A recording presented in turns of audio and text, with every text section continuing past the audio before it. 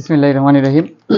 নবম দশম শ্রেণীর প্রিয় শিক্ষার্থীবৃন্দ, সবাইকে শুভেচ্ছা জানিয়ে শুরু করছি নবম দশম শ্রেণীর সাধারণ গণিতের পরিসংখ্যান অধ্যায়ের 15তম লেকচার। এটাই হচ্ছে অনুশীলনীর অঙ্ক সমাধান করার সর্বশেষ লেকচার এবং আজকে আমি সমাধান করব 17তম অনুশীলনীর একেবারে সর্বশেষ যে অঙ্কটা। 17তম অধ্যায়টাও 17, অনুশীলনীও 17, সর্বশেষ অঙ্কটা অর্থাৎ 15 নম্বর অঙ্কটা। আজকে লেকচারও 15 আর সমাধান করবো 15 নম্বর অঙ্কটা এবং অনুশীলনের এটা সর্বশেষ অঙ্ক। প্রথম প্রশ্ন বলছে, এটা হচ্ছে একটা সৃজনশীল অঙ্ক, শ্রেণী ব্যক্তি 5 ধরে শ্রেণী সংখ্যা নির্ণয় করো। তো শ্রেণী সংখ্যা নির্ণয় করার জন্য আমরা জানি কি যে প্রথমে পরিসর নির্ণয় করতে হয় এবং তারপর পরিসরকে শ্রেণী ব্যবধান দ্বারা ভাগ করতে হয়। তাহলে আমরা আগে পরিসর নির্ণয় করি। এখানে আমরা জানি পরিসরটা আগে নির্ণয় করি। ক নম্বরের আনসারটা এখানে দিচ্ছি যে পরিসর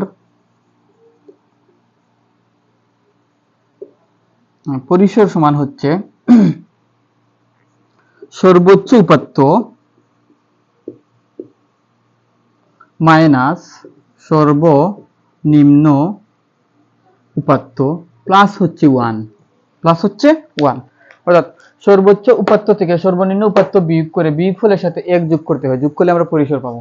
তখন পরিসর কিভাবে পেতে হবে আমরা পরিসরের সূত্রটা দেখলাম। তো সর্বোচ্চ উপাত্ত এবং সর্বনিম্ন উপাত্ত, এই যে ডাটা দেওয়া আছে এখান থেকে সবচেয়ে বড় উপাত্তকে তাকে নির্ণয় করতে হবে এবং সবচেয়ে ছোট উপাত্তকে সেটা নির্ণয় করতে হবে। তো দেখি আমরা প্রথমে সর্বোচ্চ উপাত্তকে এটা বের করার চেষ্টা করি। এখানে কত আছে 35।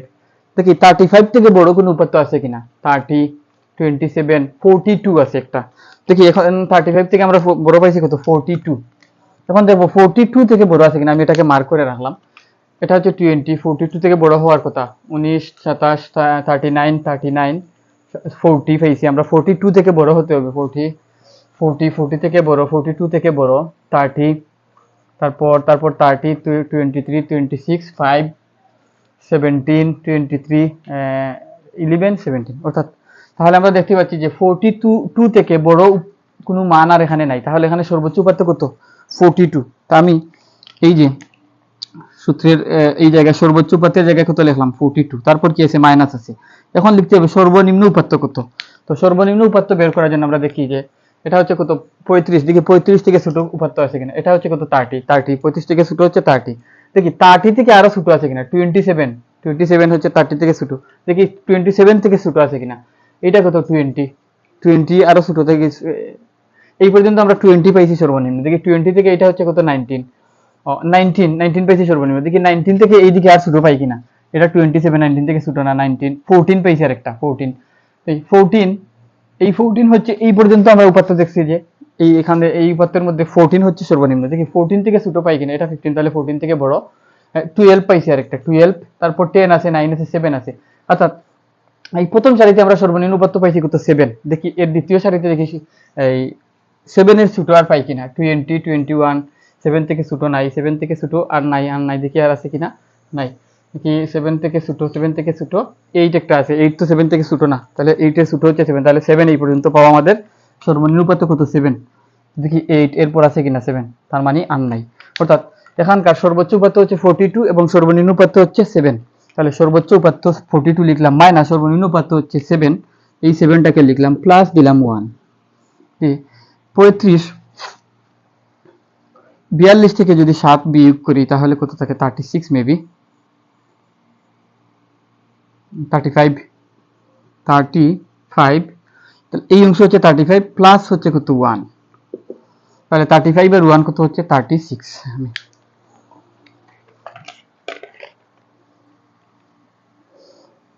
42 মাইনাস 7, 35, তারপর 1 হচ্ছে 36।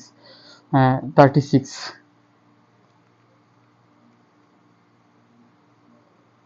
প্লাস 1, 36। তাহলে পরিসরের মান কত পাইছি? পরিসর পাইছি আমরা কত 36। পরিসর পাইছি কত 36। এখন আমাদের দরকার কি শ্রেণী সংখ্যা মানে কয়টা শ্রেণী লাগবে। তো শ্রেণী সংখ্যা নির্ণয় করার জন্য আমাদেরকে পরিসর নির্ণয় করতে হয় আর জানতে হয় আমাদের কি শ্রেণী ব্যবধান কত। তো শ্রেণী ব্যবধান আমাদের প্রশ্নে বলে দিয়ে আছে কত। প্রশ্নে বলে দিয়ে আছে যে 5 শ্রেণী ব্যবধান। প্রশ্নে বলে দিয়ে আছে কত 5 শ্রেণী ব্যবধান। তাহলে যেহেতু শ্রেণী ব্যবধান বলে দেওয়া আছে এবং পরিসর আমরা নিজে বের করছি, তাহলে এই দুইটা ইনফরমেশন আমাদের কাছে আছে। তাহলে এখন আমরা বের করব যে শ্রেণী সংখ্যা। তাহলে শ্রেণী সংখ্যার সূত্র হচ্ছে শ্রেণী সংখ্যা সমান হচ্ছে পরিসর বাই শ্রেণী ব্যক্তি বা শ্রেণী ব্যবধান। শ্রেণী ব্যবধান, পরিসর বাই শ্রেণী ব্যবধান। এখন পরিসরের মান কত পাইছি 36, পরিসরের মান কত পাইছি 36, এবং শ্রেণী ব্যবধানের মান কত, শ্রেণী ব্যবধানের মান 5। তাহলে 5 দ্বারা যদি 36 কে আমরা ভাগ করি, 36 কে যদি আমরা ভাগ করি, 36 ভাগ 5 কত হচ্ছে 7.2, তাহলে এটা হচ্ছে কত 7.2, যেটাকে আমরা লিখতে পারি যে 8। আমরা জানি যে আমরা যে গড় বা সারণী সংখ্যা বের করব, তো 7.2 7.5টা গড় বা 7টা গড় বানানোর পর আর একটা গড়ের 10 ভাগের 2 ভাগ তৈরি করতে পারবো না, অর্থাৎ শ্রেণী সংখ্যা হতে হবে কি পূর্ণ সংখ্যা। তাহলে 7.2 আসছে, আমরা এর পরবর্তী পূর্ণ সংখ্যা চলে যাবো, অর্থাৎ 8, অর্থাৎ 8টা গড় আমাদের লাগবে। কয়টা গড় লাগবে আমাদের 8টা গড়, অর্থাৎ 8টা সারণী আমাদের লাগবে বা শ্রেণী লাগবে আমাদের কয়টা 8টা। তাহলে কোন নম্বরের आंसर আমরা পেয়ে গেলাম যে 8টা সারণী লাগবে। তাহলে আমরা এখানে লিখে রাখি কোথাও যে 8টা সারণী লাগবে। এবং 2 নম্বর প্রশ্ন হচ্ছে প্রদত্ত উপাত্ত সমূহকে সারণী আকারে প্রকাশ করে সারণী থেকে তাপমাত্রার গড় নির্ণয় করো। এখন এইটা আসলে আমি উপরের প্রশ্নের মেইন থিওরিটা লিখি নাই। এটা হচ্ছে যে একটা বছরে 52টা সপ্তাহ হয় আমরা জানি, তো 52টা সপ্তাহে প্রত্যেক সপ্তাহের তাপমাত্রা এখানে দেওয়া আছে, প্রত্যেক সপ্তাহের তাপমাত্রা দেওয়া আছে। প্রথম সপ্তাহে 35, দ্বিতীয় সপ্তাহে 30, এভাবে দেওয়া আছে। তো দিয়ে প্রত্যেক সপ্তাহে তাপমাত্রা দিছে, তাহলে 52টা সপ্তাহের 52টা তাপমাত্রা দিছে, গড় তাপমাত্রা দিছে, সাপ্তাহিক গড়। এখান থেকে বলছে এই সারণীতে উপস্থাপন করে গড় নির্ণয় করতে। তখন এইগুলাকে আমরা সারণীতে উপস্থাপন করবো। তো সারণীতে উপস্থাপন করার জন্য কয়টা আমাদের সারণী বা শ্রেণী লাগবে, সেই শ্রেণীর উত্তরটা আমরা পেয়ে গেছি কোন নম্বরের आंसर থেকে 8টা শ্রেণী লাগবে আমাদের। তখন 8টা শ্রেণী লাগবে, তো এইগুলাকে শ্রেণীতে আমরা উপস্থাপন করি, শ্রেণীতে উপস্থাপন করি। তো যেহেতু 8টা শ্রেণী লাগবে, আমি এটাকে মুছি, এই অংশটুকু আমি মুছি। এই কোন নম্বরের आंसर এখানে শেষ। কোন নম্বরে হচ্ছে কি 8টা শ্রেণী লাগে, শ্রেণী সংখ্যা কত 8, আমি এখানে লিখে রাখি যে শ্রেণী সমান হচ্ছে কত 8টি শ্রেণী লাগে। এখন এই 8টা শ্রেণী 8টা শ্রেণী তো লাগে, আমরা ক নম্বরে বের করছি, ক হতে পাই লিখে আমরা ক নম্বরের आंसरটা দেব যে এইভাবে আমি 8টা শ্রেণী তৈরি করি। কি 1 2 3 4 5 6 7 8, এভাবে তৈরি করলাম। 8টা শ্রেণী আমরা তৈরি করলাম। তো 8টা শ্রেণী তৈরি করার পর এখানে এই প্রথমটা হচ্ছে কি, প্রথমটা হচ্ছে শ্রেণী, এবং দ্বিতীয়টা হচ্ছে এই দ্বিতীয়টাকে একটু এখানে আমরা যেহেতু সারণীতে উপস্থাপন করব, এটা হচ্ছে কি এটা হচ্ছে টেলি, এবং এখানে হচ্ছে কি গণসংখ্যা, এখানে হচ্ছে গণসংখ্যা, এটাকে আমরা এফআই দিয়ে লিখলাম। তাহলে এই 3টে সারণী প্রথমে লিখতে হবে। এখন শ্রেণী ব্যক্তি কত ধরবো 5 ধরে, শ্রেণী ব্যক্তি যেহেতু 5 ধরে আমরা প্রথম ক নম্বরে বলা আছে শ্রেণী ব্যক্তি 5 ধরে তৈরি করব। তো 5 ধরে শ্রেণী ব্যক্তি আমরা অবিচ্ছিন্ন শ্রেণী সীমা তৈরি করব। এখানে সর্বনিম্ন মান কত আছে আমাদের 7 আছে। আমরা শুরু করব একটা সুন্দর লেখার সুবিধা সৌন্দর্যের জন্য আমরা লিখব কত যে 5 থেকে শুরু করব। তাহলে আমরা লিখি 5 থেকে 10, আবার 10 থেকে 15, 15 থেকে 20, আর 9টা কলামের প্রয়োজন ছিল, যে আরেকটা কলাম লাগবে।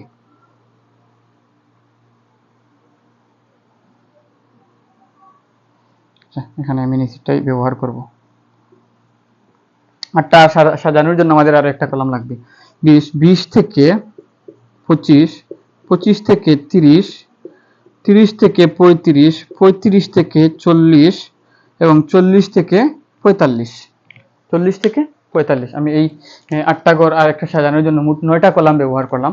এখন এই মানগুলোকে আমি উপস্থাপন করব, এই প্রত্যেকটা মানকে আমি উপস্থাপন করব। দেখি প্রথম যে উপাত্তটা কত আছে 35, এই 35 কোন শ্রেণীতে লেখা যায়, 35 লেখা যায় 30 থেকে 35, অর্থাৎ এই শ্রেণীতে লেখা যায়, এই শ্রেণীতে লেখা যায়। আবার 35 থেকে 40 এই শ্রেণীতেও লেখা যায়। তখন কোন শ্রেণীতে আমরা লিখবো, আমরা লিখবো যে আমরা জানি উচ্চসীমা হচ্ছে 5, 10 হচ্ছে নিম্নসীমা, আর এই শ্রেণীতে উচ্চসীমা 10, এখানে হচ্ছে 15 উচ্চসীমা, নিম্নসীমা 10 আর 15 উচ্চসীমা, আর এখানে নিম্নসীমা হচ্ছে 30 আর উচ্চসীমা হচ্ছে 35, আর এর পরের শ্রেণীতে 35 হচ্ছে নিম্নসীমা, 40 হচ্ছে উচ্চসীমা। আমরা লেখার সময় কি করি যে উচ্চসীমা যদি অবিচ্ছিন্ন শ্রেণী হয় তাহলে আমরা উচ্চসীমাকে বাদ দিয়ে লিখি, কারণ 35 কে যদি আমি এই শ্রেণীতে একবার লিখি আবার এই শ্রেণীতে একবার লিখি, দুইবার লেখা হয়ে যাবে, আমরা একবার লিখতে চাই, দুইবার কোনো সংখ্যাকে আমরা লিখবো না। সেই হিসাবে এই 35 কে আমরা উচ্চ সীমা যেখানে 35 ওইখানে আমরা লিখবো না, তাহলে নিম্ন সীমা যেখানে 35 ওখানে লিখবো। তাহলে নিম্ন সীমা 35 কোথায় আছে? 35 থেকে 40 এই জায়গায় আছে, তাহলে এখানে একটা টান দিলাম, দেওয়ার পরে এই ডাটাটা আমি মুছে ফেললাম। এরপর কত আছে? 30। এরপর কত আছে? 30। 30টা কোন শ্রেণীতে পাওয়া যাবে? 20 থেকে 25, 25 থেকে 30 এই শ্রেণীতে আমরা 30 লিখবো না, 35 থেকে 30 অর্থাৎ নিম্ন সীমা যেখানে 30 এইখানে লিখবো, দিলাম। তারপর এই ডাটাটাও মুছে দিব। এরপর 27 কোথায় পাওয়া যাবে? 25 থেকে 30 এখানে পাওয়া যাবে। এরপর কত হচ্ছে? 42 পাওয়া যাবে 40 থেকে 45 এর মধ্যে এখানে। এরপর পাওয়া যাবে 20 পাওয়া যাবে 20 থেকে 25 এই শ্রেণীতে, তাহলে গেল 20। এরপর 19 পাওয়া যাবে 15 থেকে 20 এর ভিতর 19 এখানে দিলাম। এরপর 27 পাওয়া যাবে 25 থেকে 30 এর ভিতর, এইখানে 27, তাহলে এটা মুছলাম। এরপর পাওয়া যাবে 36 পাওয়া যাবে 35 থেকে 40 এর ভিতর, এই শ্রেণীতে 36 পাওয়া যাবে। 39 হচ্ছে 35 থেকে 40 এর ভিতরে, অর্থাৎ এখানে পাওয়া যাবে 39, তাহলে গেল 39। এরপর হচ্ছে কত? 40 পাওয়া যাবে এই 10 থেকে 15, অর্থাৎ 10 থেকে 15 এর ভিতরে 14 আছে, তাহলে 14। 15 পাওয়া যাবে কোথায়? 15 10 থেকে 15 এখানে 15 আছে, এখানে লিখবো না। 15 থেকে 20 এই শ্রেণীতে আমরা লিখবো। তারপর গেল 15 মুসলাম। এরপর হচ্ছে 38 পাওয়া যাবে 35 থেকে 40 এর ভিতরে, অর্থাৎ এখানে পাওয়া যাবে 38, তাহলে 38টাকেও মুসলাম। তারপর কত? 37 পাওয়া যাবে 35 থেকে 40 এই শ্রেণীর ভিতরে, যেহেতু এখানে আমি 4টা টান দিয়েছি, পঞ্চম টান এখানে না দিয়ে এভাবে আড়াআড়ি করে দিব, তাহলে 5টা। তারপর 37ও গেল। তারপর কত আছে? 40 আছে কয়বার? দুইবার, তাহলে 40 কোথায় লেখা যাবে? 40 থেকে 45 এই শ্রেণীতে লেখা যাবে, তাহলে যেহেতু দুইটা আছে তাহলে দুইটা টান দিলাম, এই দুইটা 40 এর জন্য দুইটা টান দিলাম, গেল। তারপর কত আছে? 12 লেখা যাবে 10 থেকে 15 এর ভিতরে, অর্থাৎ এইখানে। তারপর আছে কত? 10 লেখা যাবে 10 থেকে 15 এই শ্রেণীতে।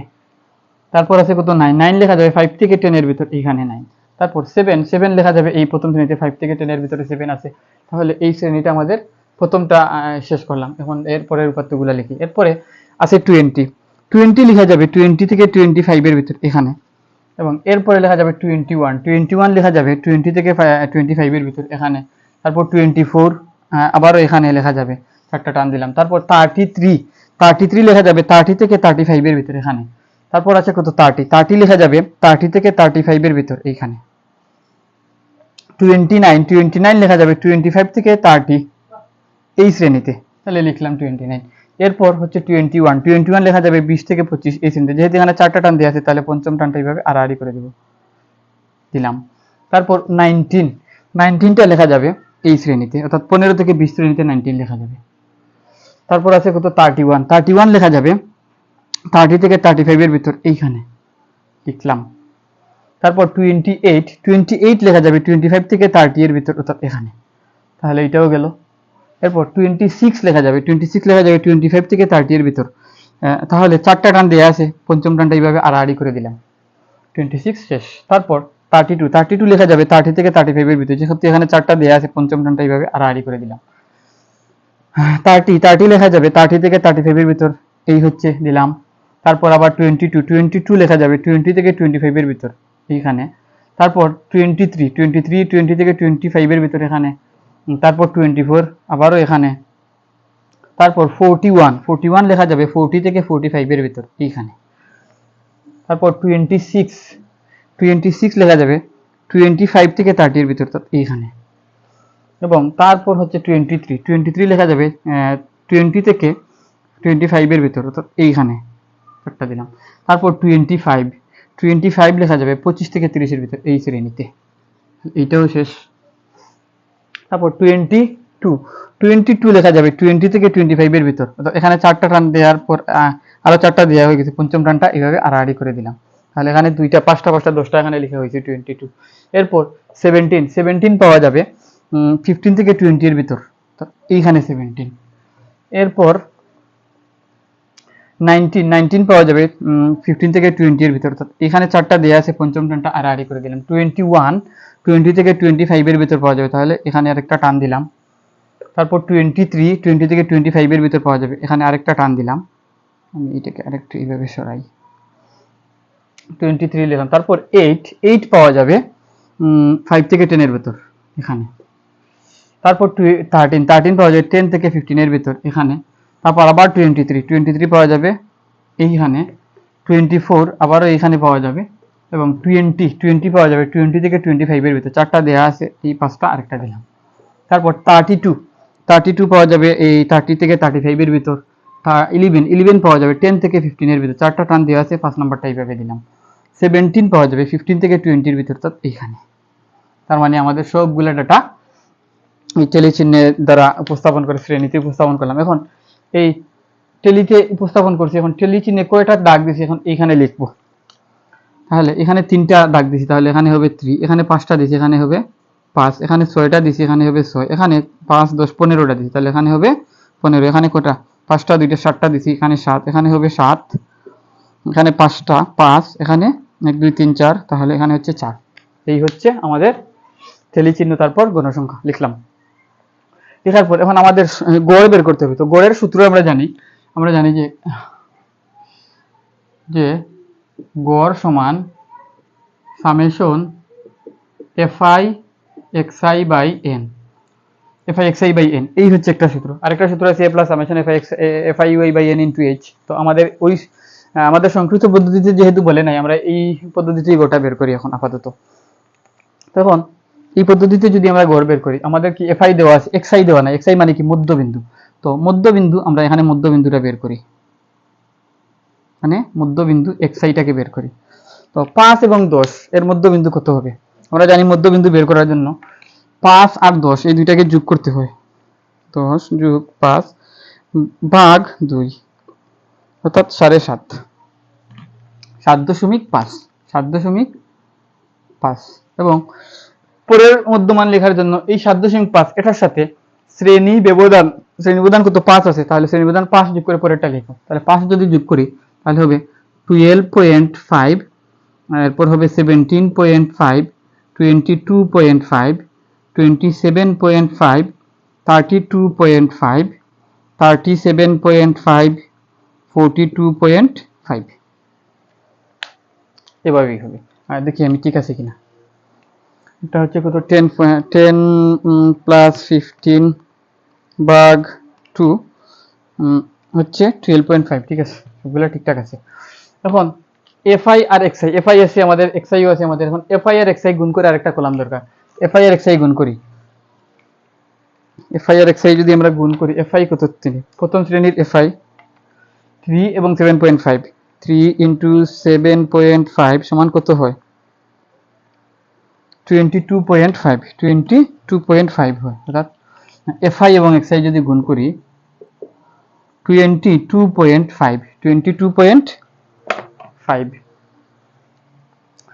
এবং 5 এবং 12.5 যদি গুণ করি 5 ইন্টু 12.5 সমান কত হয় 62.5।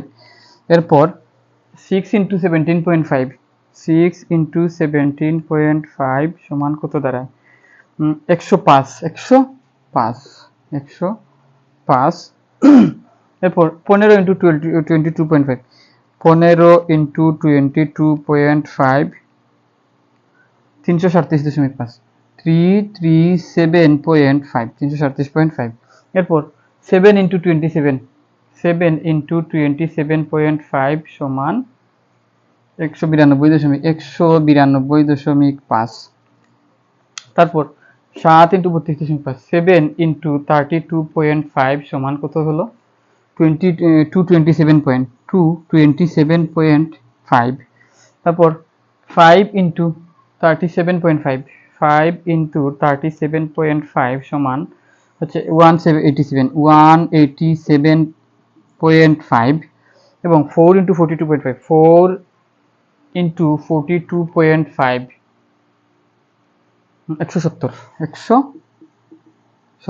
ওকে, তাহলে আমরা এফআই এবং এক্সআই গুণ করলাম। তারপর এফআই এবং এক্সআই গুণ করার পর এফআই এক্সআই এর কি দরকার, এফআই এক্সআই এর সমষ্টি অর্থাৎ সামেশন দেওয়া আছে, অর্থাৎ এই যেগুলা গুণ করছি সবগুলাকে এখন আমরা যোগ করব। যোগ করি 22.5 যোগ 62.5 যোগ 105 যোগ 337.5 337.5 যোগ 22.5 যোগ 62.5 যোগ 105 যোগ 337.5 যোগ 192.5 যোগ 227.5 যোগ 187.5 যোগ 170 1305 তাহলে আমি এইখানে নিচে লেখার কথা, নিচে যেহেতু জায়গা নাই আমি এটাকে মুছি। সুতরাং সামেশন fi xi সমান 1305 1 2 3 4 5 6 7 কি লিখলাম ভুল হয়েছে তাহলে 1 2 3 4 5 6 ঠিক আছে 1305 এবং n হচ্ছে কি, n হচ্ছে গণসংখ্যা সমষ্টি। এই সব কোটিকে যদি যোগ করি আমরা তাহলে n সমান পাবো কত 52। তাহলে এখন এই সূত্রে এনে যদি আমরা বসাই যে 1305 ভাগ 52 সমান কত হয় 25.0 কি হয় 25.10 এই তো 25.10 অর্থাৎ এখানে আসছে 25.096 সামথিং আসছে এটা ভাগ করার পর। তো যেহেতু 29 পয়েন্ট, আমি দেখি এখানে বইয়ে গড় কত আসছে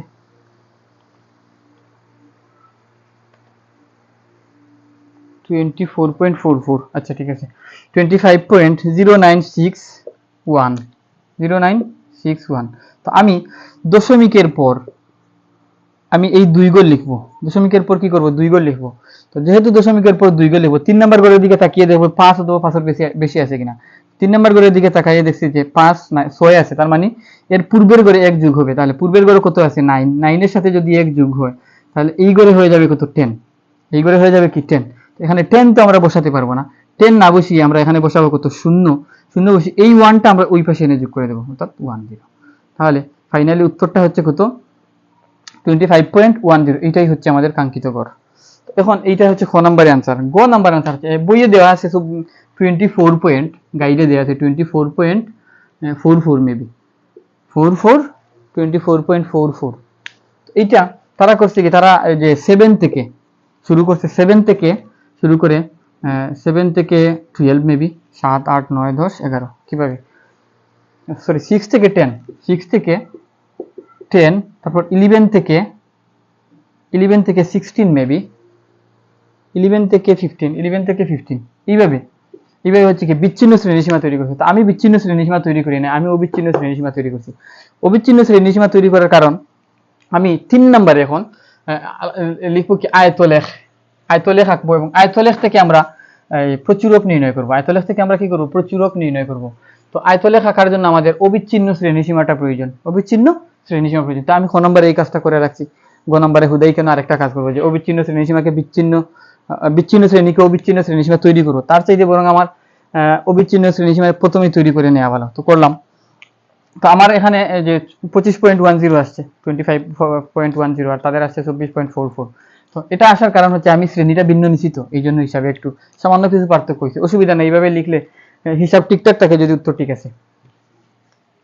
এখন গ নাম্বার হচ্ছে কি, গ নাম্বার হচ্ছে যে উপরে প্রাপ্ত সারণী ব্যবহার করে আয়তলেখ অঙ্কনের মাধ্যমে প্রথমে আয়তলেখ অঙ্কন করবা, তারপর আয়তলেখ থেকে প্রচুরক নির্ণয় করবা। তো আগে আমরা আয়তলেখ কিভাবে আঁকতে হয় দেখি। আয়তলেখ আঁকার জন্য আমরা এখানে এই হচ্ছে লম্ব অক্ষ আর এই হচ্ছে কি ভূমি অক্ষ। তাহলে ভূমি অক্ষে আমরা কি ধরি, ভূমি অক্ষে ধরি আমরা শ্রেণী ব্যবধান, আয়তলেখের জন্য শ্রেণী ব্যবধান, আর লম্ব অক্ষে ধরি আমরা গণসংখ্যা, লম্ব অক্ষে ধরি কি গণসংখ্যা।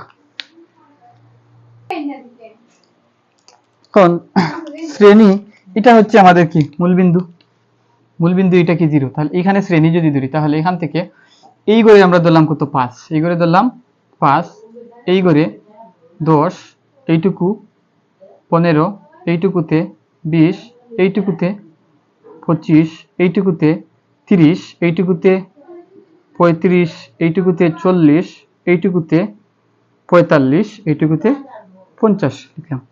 এবং লম্ব অক্ষে হচ্ছে কি, এটাকে x আর এটা হচ্ছে y। তো y এ হচ্ছে কি গণসংখ্যা। তো গণসংখ্যা আমাদের এখানে সর্বোচ্চ গণসংখ্যা কত আছে, 15 আছে। তো আমি এখানে দাগ দিই 1 2 3 4 5 6 7 8 9 10 11 12 13 14 15 16 17 18। তাহলে আমি লিখি এটা হচ্ছে কত 2, এটা 4, এটা 6, এটা 8, এটা 10, এটা 12, এটা 14, এটা 16 17।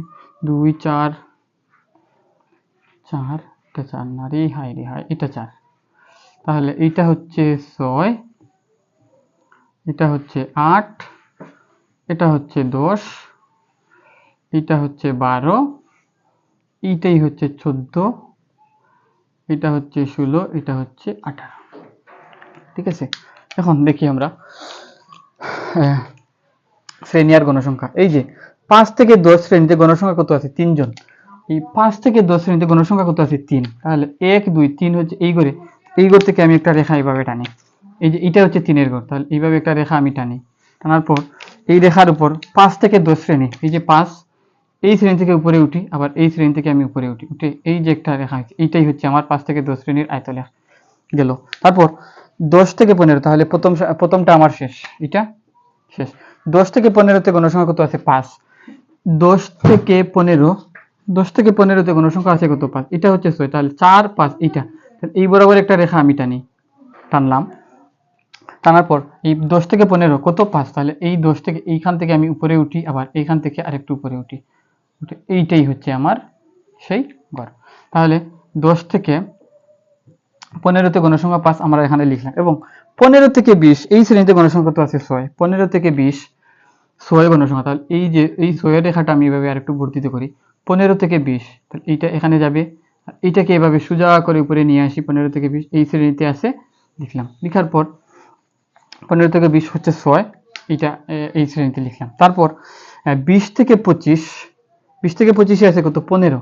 তো 20 থেকে 25 15 গণসংখ্যা কোথায় আছে, এটা হচ্ছে 14, এখানে হচ্ছে 15। তাহলে এই থেকে সোজা বরাবর একটা রেখা আমি কল্পনা করি, সোজা রেখা কল্পনা করে 20 থেকে 25 এই শ্রেণীতে এইখানে আছে, তারপর এইখানে আছে, অর্থাৎ এইটাকে সোজা করে লিখি যদি, এইটাই এই হচ্ছে 20 থেকে 25 শ্রেণীর গণসংখ্যা। 20 থেকে 25 শ্রেণীর 15 গণসংখ্যা এটা। এরপর 25 থেকে 30, 25 থেকে 30 আছে কত, 7। তাহলে 25 থেকে 30 7 বরাবর এইটাকে আমি এখানে রেখাটা কল্পনা লম্বা করে আঁকি। তারপর 20 থেকে 25, 25 থেকে 30 এখানে হচ্ছে 7, এই ঘর পর্যন্ত। তারপর 25 থেকে 30, 30 থেকে 35 আছে কত, আবারও 7।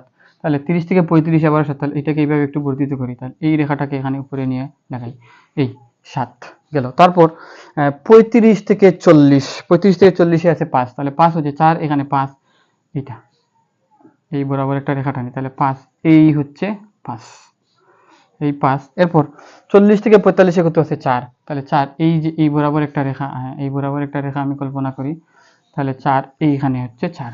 ঠিক আছে, এটাই 4। এই হচ্ছে আমাদের আয়তলেখ। এটা কি, এটা হচ্ছে আয়তলেখ, এটা আয়তলেখ, এটা হচ্ছে কি আমাদের আয়তলেখ। এখন এই আয়তলেখ থেকে আমাদেরকে কি করতে বলছে, প্রচুরক নির্ণয় করতে বলছে, মেবি হ্যাঁ প্রচুরক। তো প্রচুরক নির্ণয় করার জন্য আমরা এখানে দেখবো সবচেয়ে বড় আয়তলেখটা কোনটা। এই যে এটা সবচেয়ে বড় আয়তলেখ কোনটা, এর ডানের আয়তলেখটা কোনটা এবং এর বামের আয়তলেখ কোনটা। এর ডানের আয়তলেখ হচ্ছে এইটা, এটাকে বামের বলবো, আর এটা হচ্ছে ডানের আয়তলেখ। ঠিক আছে, তো এখন এরপর এর এই সর্বোচ্চ আয়তলেখের এই যে বামের আয়তলেখ এই বিন্দু এবং ডানের আয়তলেখের এই বিন্দুটা, আর এই কর্নার এখান থেকে এইটাকে যোগ করব, আর এখান থেকে এটাকে যোগ করব, এই যে ছেদবিন্দুটা, এই ছেদবিন্দুটাকে আমরা এভাবে এনে নিচে নামাই, এইভাবে নিচে নামাই, নিচে নামালে এইখানে কোথাও এসে পড়ে। তো এখানে যদি পড়ে 20 থেকে 25-এর ভিতর কোথাও আছে, 20 থেকে 25-এর ভিতর কোথাও আছে, তার মাঝামাঝি আমরা ধরে নিলাম। তো মাঝামাঝি যদি হয় এটা হবে, আমি বই থেকে দেখেই বলি, আমি যেহেতু এটা গ্রাফ দিয়ে আঁকি নাই, তাহলে এই মধ্য মানটা হবে 23.25। অর্থাৎ আমি ধরে নিলাম যে 20 থেকে 25-এর ভিতরে আছে, এই পয়েন্টটাকে আমি ধরে নিলাম 23.25, এটাকে ধরে নিলাম যে 23.25। অর্থাৎ প্রচুরক হচ্ছে কত, এটাই হচ্ছে প্রচুরক। তাহলে প্রচুরক নির্ণয়ের কৌশল কি, আয়তলেখ অঙ্কন করবো, আয়তলেখ অঙ্কন করে সর্বোচ্চ আয়তলেখটা কোথায় এটা, তারপর এর ডানের আয়তলেখ এবং বামের আয়তলেখ চিত্রটা স্তম্ভের দিকে তাকাবো, তাকায় এই বিন্দু এবং এর অপোজিট বিন্দু, এই বিন্দু এবং এর অপোজিট বিন্দুগুলো যোগ করবো, যোগ করে যেই বিন্দুতে ছেদ করছে এই ছেদ বিন্দুটা সোজা বরাবর আমরা নিচে নামাবো, শ্রেণীতে যাবো, শ্রেণীর কোথায় গিয়ে টাচ করে। তো আমরা 20 থেকে 25 শ্রেণীর মধ্যে টাচ করছি, আমরা ধরে নিলাম এই পয়েন্টটা হচ্ছে 23.25। তাহলে প্রচুরক হচ্ছে, সুতরাং প্রচুরক সমান 23.25। এটা কোথা থেকে পাইছি, এটা আয়তলেখ থেকে বের করছি। এখন আমরা যদি প্রচুরকের সূত্র ব্যবহার করি, L plus F1 plus F2 into H, এই সূত্র দিয়ে যদি আমরা বের করি, আমরা দেখবো প্রচুরক 23.25 আসছে, ভুল হবে না। তো এটাই হচ্ছে আমাদের 15তম সৃজনশীল অনুশীলনী সব অঙ্ক আমরা সমাধান করে দিয়ে শেষ করছি। তো পরবর্তী লেকচারে যদি আমি দিলে বিভিন্ন সালের প্রশ্নগুলো সলভ করে দেওয়ার চেষ্টা করব। তো এই পর্যন্ত সবাইকে ধন্যবাদ, সালাম আলাইকুম।